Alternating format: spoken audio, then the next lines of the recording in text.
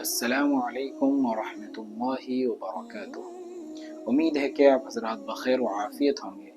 اللہ رب العزت کا شکر ہے کہ اس نے ہمیں عافیت والی زندگی نصیب فرمائی۔ ہم اسلامی تاریخ کو سن رہے ہیں کہ اللہ رب العزت نے اسلام کو کیسے کیسی آزمائشوں سے گزارا، پھر اسلام آہستہ آہستہ پروان کی طرف، ترقی کی طرف امپروو کیا اور آگے بڑھا۔ آپ صلی اللہ علیہ وسلم نے جب دیکھا کہ ان کی ظلم و ستم دن بدن بڑھ رہی ہے، مسلمان تکلیفوں اور آزمائشوں کا سامنا کر رہے ہیں، تو آپ صلی اللہ علیہ وسلم نے وصیت کی، یہ نصیحت کی چند لوگوں کو کہ وہ حبشہ کی جانب کیا کر جائیں، ہجرت کر جائیں، کیونکہ وہاں کا جو بادشاہ تھا جس کا لقب نجاشی تھا وہ بڑا منصف، عادل، سلیم طبیعت کا تھا، انصاف پسند تھا، لوگوں کی ظلم و زیادتی کو سمجھتا تھا، ان کی مدد کرتا تھا۔ تو اس خاطر آپ صلی اللہ علیہ وسلم نے دارالامن سمجھتے ہوئے حبشہ کو، مسلمانوں کو حکم دیا کہ وہ حبشہ کی جانب ہجرت کریں۔ تو پہلا گروہ گیا، حبشہ کی جانب ہجرت کیا، جس میں عثمان بن عفان رضی اللہ تعالی عنہ، جو آپ صلی اللہ علیہ وسلم کے داماد، اور حضرت رقیہ رضی اللہ تعالی عنہ کے شوہر، یعنی آپ صلی اللہ علیہ وسلم کی صاحبزادی، اور اسی طرح ابو حذیفہ اپنی اہلیہ کے ساتھ، سہلہ بنت سہل،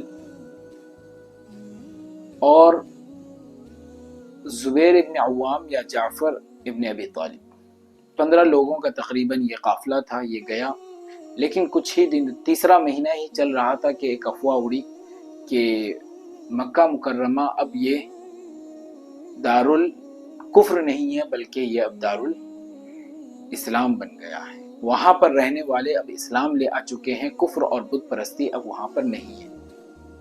جیسے اس دور کے اندر میں بھی بہت ساری افواہیں پھیل جاتی ہیں، رہتی ہے کوئی اور بات اور افواہ پھیل جاتی ہے کسی اور چیز کی، تو لوگ اسے یقین سمجھنے لگتے ہیں۔ جیسا کہ کوئی افواہ اڑا دیا کہ فلاں جگہ پیسہ تقسیم ہو رہا ہے، فلاں جگہ چاول تقسیم ہو رہا ہے، یا فلاں جگہ اور کچھ فیسلٹیز بانٹی جا رہی ہیں، جبکہ افواہ ہی رہتا ہے، اس طرح کی اور کوئی چیز نہیں رہتی۔ تو اس طرح افواہ پھیلنے کی وجہ سے ان لوگوں نے سوچا کہ یہ اب دارالکفر نہیں ہے، دارالاسلام ہو گیا ہے، تو ہم یہاں رہ کر خوشی خوشی وہ یہاں سے نکل پڑے مکہ کی طرف۔ لیکن وہاں جب دیکھا انہوں نے، جب قریب پہنچے، یہ خبر پہنچی کہ یہ افواہ تھی، حقیقت نہیں تھی، یعنی یقینی خبر نہیں تھی، جس کو کسی نے افواہ اڑا دیا تھا، تو اس بنیاد پر تو وہ اس مقام پر پہنچ گئے تھے کہ اب پیچھے لوٹیں یا آگے بڑھیں۔ تو کچھ لوگوں نے، یا تمام لوگوں نے، جس میں ابو سلمہ ابن اسد، اسی طرح عثمان ابن مزعون جو ولید ابن مغیرہ کا پناہ لیے تھے، جنہوں نے، اس طرح کئی لوگوں نے پناہ لے کر ایک واقعہ پڑوس میں پیش آیا اور ایک زمانہ گزرا۔ پھر اس کے بعد آپ صلی اللہ علیہ وسلم کے حکم سے ایک دوسرا قافلہ حبشہ کی جانب، نجاشی بادشاہ کی جہاں حکومت ہوتی ہے، جس کا لقب نجاشی ہے، تو اس جانب ایک قافلہ کوچ کرتا ہے، اور یہ قافلہ تقریباً 82 یا 83 مردوں اور 18 عورتوں پر مشتمل ہوتا ہے، ایک بڑا قافلہ تھا۔ یہ وہاں سے نکلتا ہے، وہاں سے نکلنے کے بعد جب حبشہ پہنچ جاتا ہے، وہاں چین امن کی زندگی گزارتا ہے، سکون والی، عافیت والی، سب اپنے کام پر مشغول رہتے ہیں۔ لیکن یہ خبر پہنچتی ہے کسے؟ اہل مکہ کو۔ کہتے ہیں کہ اگر دشمن کا دشمن یا کسی سے دشمنی ہو جائے، یا حسد کی بنا پر جسے حسد ہو، تو وہ عافیت والی زندگی کبھی گزار نہیں سکتے ہیں، وہ ہمیشہ اپنے محسود کے پیچھے یعنی جس پر حسد کیا گیا ہے، جس کے خلاف طرح طرح کے یعنی گفتگو کی گئی ہے اور پھیلائی گئی ہے، تو اس کے تگ و دو میں رہتے ہیں۔ وہ کہاں جا رہا ہے، کہاں سے آ رہا ہے، کیا کھا رہا ہے، کیا کما رہا ہے، تو پوری طرح اس کی فکر انہیں رہتی ہے۔ تو اسی طرح یہی حسد کی بنا پر جیسے آج کے دور کے اندر ایک کو دوسرے سے کیا پہنچتی ہے، تکلیف پہنچتی ہے، ایسے ہی حسد کی بنا پر آج حسد کی بنا پر لوگ ایک دوسرے کو مار دیتے ہیں، قتل کر دیتے ہیں، عزتیں لوٹ لیتے ہیں، صرف کسی اور وجہ سے نہیں۔ حسد، فلاں بچہ ایگزام کے اندر نمبر لے آیا، حسد کی بنا پر اسے مار دیا۔ تو ابھی کرنٹ ہی ایک واقعہ کلکتہ کا ہے جو ریپ کیس والا مسئلہ ہے، تو وہ اس کا اگر جڑ اصیل یعنی بنیاد جسے کہیں گے، تو یہ بھی اصل کیا ہے؟ حسد۔ کیا ہے؟ حسد کی بنیاد پر آج جتنے کیسز ہو رہے ہیں، جتنی برائیاں جنم لے رہی ہیں، اگر اس کا بنیاد لب لباب اصل جڑ کیا ہے اگر کھوجا جائے تو انتہا کو پہنچ کر تو یہی سمجھ میں آئے گا کہ اس کی بنیاد حسد ہے۔ اگر حسد کو مٹا دیا جائے، اور یہ اتنی بری بیماری ہے کہ دوسری بیماریوں کا تو علاج ہے، اور یہ بیماری جسے لگ جاتی ہے خود بھی چین کی زندگی نہیں جیتا ہے اور دوسرے کو بھی چین کی زندگی نہیں گزارنے دیتا ہے۔ کیسے؟ کہ دوسرے کو تو تکلیف پہنچانے کی کوشش کرتا ہے، دوسرے کو تو کیا کرتا ہے، تکلیف پہنچاتا ہے، اس کے فکر میں رہتا ہے کہ وہ کیسے پریشان ہو جائے، کیسے تکلیفوں کا سامنا کرے، تو اس کی فکر تو اس کے ہمیشہ لگی رہتی ہے، لیکن خود کہ اس کے پیچھے پڑنے کی وجہ سے وہ خود بھی چین کا نیند نہیں سو پاتا ہے۔ رات میں سوتا ہے تو سوچتا ہے کہ ارے فلاں کو کیسے پریشان کرنا ہے، فلاں کو کیسے پریشان کرنا ہے، کیسے اس کے نوکری کو کھا جانا ہے یا ختم کر دینا ہے، کل وہ سفر شروع کرنے والا، چلو راستے میں اسے مرڈر کر دیتے ہیں، اس کے گھر والوں کو نقصان پہنچا دیتے ہیں، اس کے زمین پر قبضہ کر لیتے ہیں، چلو اس کے پیچھے دشمن لگا دیتے ہیں۔ تو یہ ساری چیزوں کا بنیاد کیا ہے؟ حسد ہے۔ اور حسد کا علاج جو اسلام نے بتایا ہے کہ ہم اس کی تعریف کریں۔ جس کے خلاف ہمارے دل میں کیا ہوا ہے، حسد پیدا ہوا ہے، اگر ہم چاہتے ہیں کہ اس کا علاج ہو جائے تو ہم اپنے محسود یعنی جس کے خلاف ہم حسد کر رہے ہیں تو ہم اس کی تعریف کریں اور اس کی دعوت دیں اور اس کے لیے دعائیں کریں، اللہ تعالیٰ اس کی نعمت میں خوب ترقی دے۔ اللہ نے اسے جس طرح نعمتوں سے نوازا ہے، اللہ مجھے بھی اسی طرح نعمتوں سے نواز دے، اللہ اس سے مصیبتوں کو دور کر دے۔ تو آہستہ آہستہ حسد ختم ہو کر اس جگہ محبت جنم لے لے۔ اصل میں دل خالی رہتا ہے، دل کا جو جگہ ہے بالکل خالی رہتا ہے۔ کیوں؟ کہ اس کے اندر یا تو اللہ کی محبت ہوگی، یا تو ہم اللہ کے لیے کوئی کام کریں گے، یا پھر وہ جگہ کسی اور کی محبت میں کسی اور کے لیے کام کرنے کے لیے تیار ہو جاتا ہے۔ تو بہتر یہ ہے کہ ہم کسی اور کے لیے کام کرنے کے لیے ہمارا دل تیار ہو، ہم اس کو اللہ کی محبت سے کیا کر دیں، بھر دیں، اللہ کی یاد سے بھر دیں۔ کسی اور کی محبت کو ہم اپنے دلوں کے اندر نہ آنے دیں۔ جتنی محبتیں ہیں سب کو باہر کے دروازے تک محدود رکھیں، صرف اللہ کی محبت کے لیے دیں۔ جہاں اللہ کا مسئلہ آئے، جہاں دین کا مسئلہ آئے، جہاں اسلام کا مسئلہ آئے، جہاں عقیدے کا مسئلہ آئے، تو اس جگہ پر ہم کیا کریں، اس دل کو اللہ کی محبت سے بھر دیں۔ تو اسی طرح یہ جو کفار و مشرکین تھے تو ان کے دلوں کے اندر حسد جنم لے لیا تھا، تو وہاں پر مسلمانوں کا سکون کے ساتھ رہنا، کہاں پر؟ حبشہ کے اندر سکون کے ساتھ رہنا انہیں جمع اچھا نہیں لگا۔ کوئی آدمی ہے، اس کا دشمن ہے، وہ گاؤں میں رہتا ہے، اور اس کا جو اور یعنی دونوں کے درمیان دشمنی ہے، جس سے دشمنی ہے وہ اس شہر میں رہتا ہے، وہ بڑی بڑی بلڈنگیں بنانا ہے عافیت کے ساتھ، تو سامنے والے کو چین کی زندگی نہیں ہوتی، اس کو رات کا نیند ہی نہیں آتا ہے کہ کیسے اس کو تکلیف پہنچانا ہے۔ تو ایسے ہی ان لوگوں سے بھی نہیں رہا گیا، یہ لوگ سوچے کہ یہ تو آہستہ آہستہ طاقتور بن جائیں گے، جو مسلمان ہوں گے وہ جا کے حبشہ کے اندر پناہ لے لیں گے، تو اس طرح یہ تو کیا ہو جائیں گے، ایک جماعت کے اندر تبدیل ہو جائیں گے، پھر یہ ہمارے مقابلے میں آئیں گے۔ تو یہ چیز ان کے آنکھ کو کھٹکی اور یہ چین سکون سے خود بھی نہیں رہے۔ پھر انہوں نے میٹنگ بلایا، میٹنگ بلانے کے بعد اس کے اندر باتیں ہوئی، طرح طرح کی سب لوگوں نے رائے پیش کی۔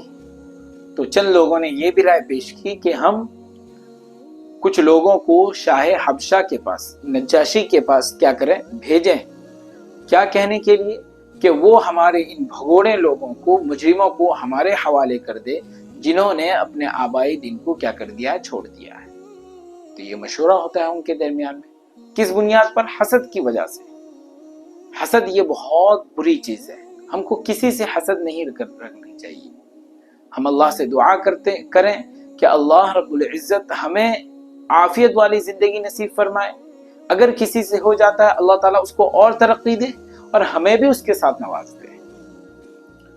تو یہ جب کمیٹی بیٹھتی ہے، میٹنگ بیٹھتی ہے، تو اس میں سے 2 لوگوں کو تیار کیا جاتا ہے سفیر کے طور پر، جیسے راجدوت ہوتا ہے نا، راجدوت ایک کنٹری کا دوسرے کنٹری میں جاتا ہے پیغام لے کر حکومت کے پاس کہ یہ ہمارے مطالبات ہیں، آپ پورے کیجیے، ہم آپ کو مانیں گے۔ تو ایسے ہی 2 لوگوں کو تیار کیا گیا، ایک کا نام عمرو ابن عاص، ایک کا نام عمرو ابن عاص اور ایک کا نام عبداللہ ابن ابی ربیعہ۔ ایک کا نام عمرو ابن عاص یا عاص ابن عمرو اور ایک کا نام عبداللہ ابن ابی ربیعہ۔ تو یہ 2 لوگ وہاں سے جاتے ہیں، جانے کے بعد اپنے درمیان میں پلاننگ بناتے ہیں، پلاننگ کرنے کے بعد پہنچتے ہیں یہ حبشہ۔ لیکن حبشہ ایسے موقع پر پہنچتے ہیں جبکہ شام کا وقت ہو چکا ہوتا ہے، رات ہو چکی ہوتی ہے۔ تو اپنے ساتھ میں یہ ہدیے و تحائف بھی لے کے گئے ہوتے ہیں، خوب کیونکہ رشوت خور کا زمانہ اس دور میں نہیں، اس دور سے آ رہا ہے، رشوت لینا جس کو کرپشن کہتے ہیں۔ کیا کہتے ہیں؟ کرپشن، رشوت لے کر کرپشن کر کے کیا کرنا، کام کرنا۔ تو یہ اس زمانے سے چلا آ رہا ہے۔ تو رشوتیں خوب لے گئے اپنے ساتھ، اس کو تحفے نہیں بولیں گے، وہ تو تحفے سمجھ رہے تھے بلکہ رشوت تھا، اس کو دے کر اپنا کام بنائے۔ تو یہ رشوت اور تحفے کے نام سے لے کر گئے، لے کے جانے کے بعد جب پہنچے وہاں پر کا استقبال ہوا، اور استقبال ہونے کے بعد کیونکہ سفیر کے طور پر ایک ملک یعنی ایک قبیلے اور ایک کمیونٹی کی جانب سے گئے تھے ذمہ دار بن کر،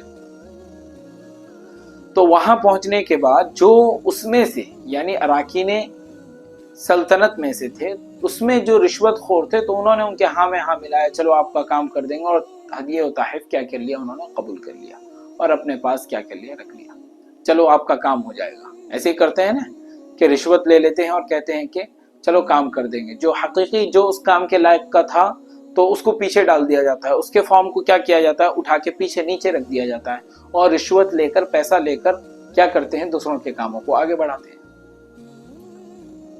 تو جب صبح ہوئی، یہ لوگ رات میں ٹھہر گئے وہاں پر، صبح ہوئی، بادشاہ اپنے منچ پر، اپنے کرسی پر براجمان ہوا، بیٹھا آ کر، جس کا نام اصحمہ تھا۔ کیا نام تھا؟ اصحمہ، اور لقب اس کا نجاشی تھا۔ لقب کیا تھا؟ نجاشی۔ وہ آ کر بیٹھ گیا وہاں پر۔ بیٹھ جانے کے بعد یہ لوگ وہاں تھے، انہوں نے اپنی بات کہنی شروع کی، یعنی اس سے پہلے کچھ لوگ آئے، انہوں نے بتایا کہ ایسا ایسا یہ لوگ آئے ہوئے ہیں اہل مکہ کی جانب سے، اور وہ یہ پیغام پہنچانا چاہ رہے ہیں۔ تو بلایا گیا انہیں، تو انہوں نے کہہ دیا کہ وہ ایسے ہیں، بھگوڑے ہیں، اور وہ یہاں آ گئے ہیں بھاگ کر، جو آپ کے دین کو بھی نقصان پہنچا رہے ہیں۔ نہ ہی انہوں نے دین عیسوی کو یعنی نصرانیت کو قبول کیا، یعنی کرسچینٹی کو قبول کیا، اور نہ ہی بت پرستی کو قبول کیا، اور نہ ہی اپنے آبائی دین پر ہیں۔ تو اس طریقے کی باتیں انہوں نے بادشاہ کے سامنے کہی۔ جب بادشاہ کے سامنے انہوں نے اس طریقے کی باتیں کی، کیونکہ بادشاہ تو عادل تھا، منصف تھا، انصاف پسند تھا، اور سلیم الطبع، دل کا نرم تھا، تو اس نے فوراً ان کی باتوں کو نہیں قبول کر لیا۔ اراکین سلطنت میں سے جو رشوت خور تھے، کرپشن کرنے والے تھے، تو انہوں نے تو پیسہ اور ہدیے اور تحائف سب لے لی، لیکن بادشاہ نے ان تمام چیزوں کو قبول اس وقت میں نہیں کیا. بات سن لی لیکن اپنے سلطنت کے کام میں مشغول ہو گیا، اور یہ کہا کہ جب گفتگو ہوگی، آمنا سامنا ہوگی اور مقابل آپ کے سامنے ہوگا، وہ بات کہے گا، اپنی بات رکھے گا اور آپ اپنی بات رکھو گے، تو پھر کون حق پر ہے، کون ناحق پر ہے، کون صحیح ہے، کون غلط ہے، تو اس وقت میں معلوم ہو جائے گا. کیونکہ تنہا تو کسی کا، جیسا کہ ایک ہاتھ سے تالی بجنا مشکل ہے، صحیح ہے نا، تو دو ہاتھ ہو تو تب سمجھ میں آئے، ورنہ تو ایک آدمی ہے تو وہ تو رشوت دے کر کچھ بھی کہہ دے گا، کچھ بھی کام کر دے گا. تو شاہانہ پیغام اور بادشاہ والی پیغام، حکم شاہی پہنچی مسلمانوں کے پاس. جب مسلمانوں کے پاس پہنچی تو مسلمان ڈرے نہیں، گھبرائے نہیں، تو انہوں نے یہ تہیہ کر لیا کہ کچھ بھی ہو جائے سچ بولنا ہے، کچھ بھی ہو جائے تو سچ بولنا ہے. تو ہمیں بھی اس بات کی فکر کرنی ہے کہ اسلام سب سے پہلا جو درس ہمیں دیتا ہے کہ سچ بولنا ہے، چاہے کچھ بھی ہو جائے. کیا کرنا ہے؟ ہمیں سچ بولنا ہے، جھوٹ سے گریز کرنا ہے، جھوٹ سے کوسوں دور رہنا ہے ہمیں. تو اس میں سے جو ترجمان تیار ہوئے ہیں، جعفر تیار یعنی جعفر ابن ابی طالب، جو ابو طالب کے لڑکے ہیں، جن کی پرورش حضرت عباس رضی اللہ تعالی عنہ نے کی، یعنی جس وقت وہ مسلمان نہیں ہوئے تھے. اور ابو طالب نے پرورش کی عقیل کی، اور آپ صلی اللہ علیہ وسلم نے پرورش کی حضرت علی کی. حضرت علی کے بھائی ہیں جعفر تیار. تو یہ اس میں ان کی جانب سے ذمہ دار اور سفیر کے طور پر، متکلم کے طور پر ان کے پیغام کو پہنچانے کے لیے یہ تیار. تمام مسلمان کیا ہوئے، صبح کا وقت ہوا، پھر دوسرے دن تو وہاں پہنچے دربار میں. پہنچنے کے بعد سب اپنے سیدھے سادے انداز میں، اسلامی انداز میں وہ دربار کے اندر داخل ہو گئے.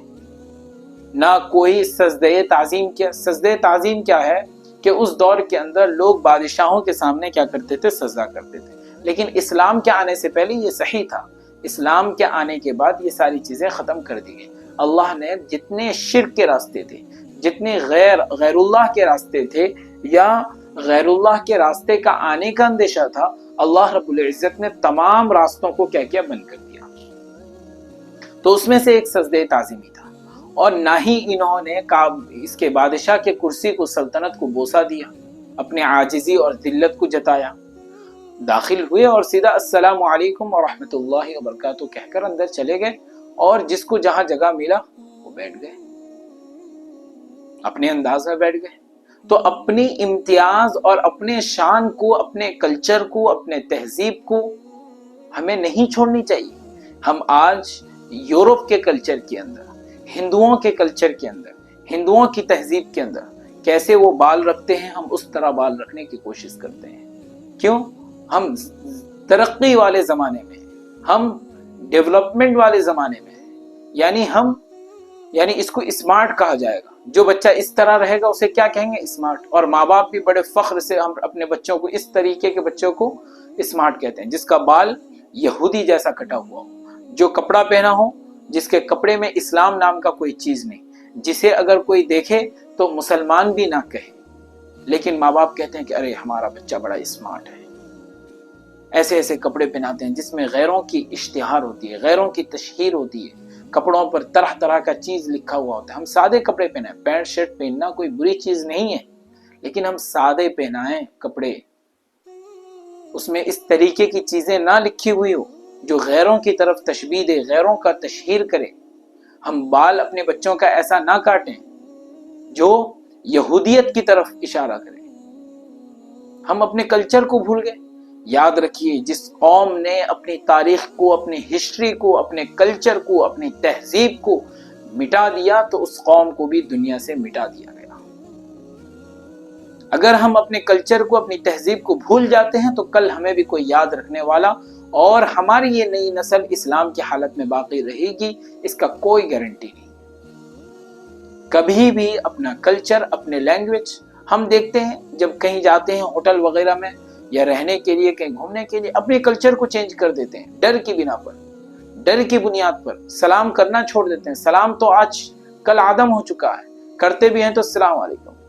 وہ پتہ نہیں سلام رہتا ہے یا کوئی گالی رہتا ہے، پورا بھی سلام نہیں کرتے ہیں۔ تو یہ کلچر ہے، ہمارے کلچر کا حصہ ہے، اہم حصہ ہے۔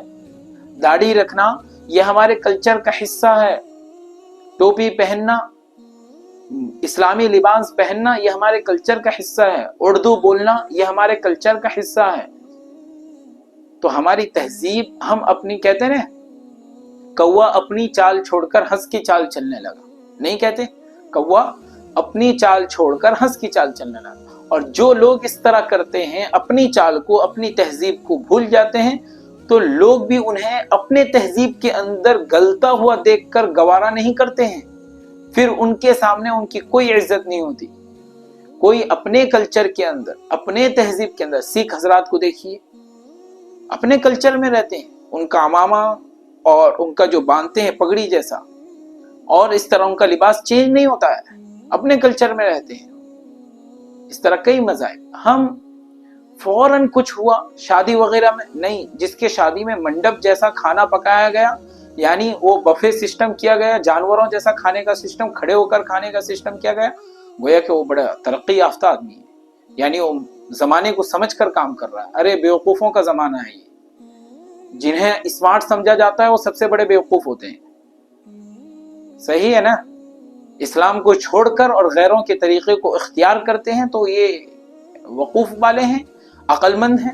انہیں کون عقل مند کہے گا؟ جس کو، جو یورپ اور مغرب کی تہذیب کو دوسرے لوگ جو دوسرے مذاہب میں ہیں وہ اس کو چھوڑ کر اسلام میں آ رہے ہیں، اور ہم اسلام کی تہذیب کو، طریقے کو، جس کے اندر سراپا بھلائی ہے، ہم اس کو چھوڑ کر غیروں کی تہذیب میں جا رہے ہیں۔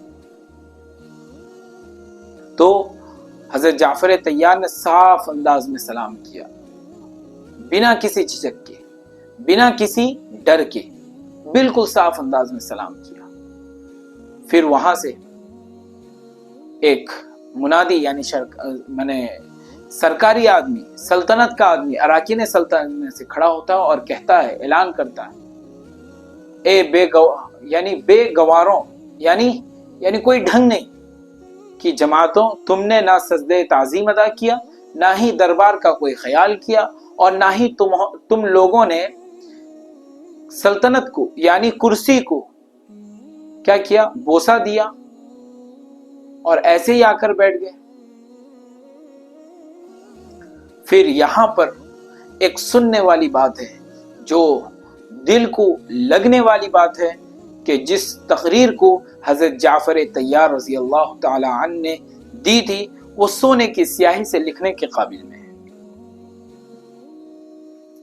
کیوں؟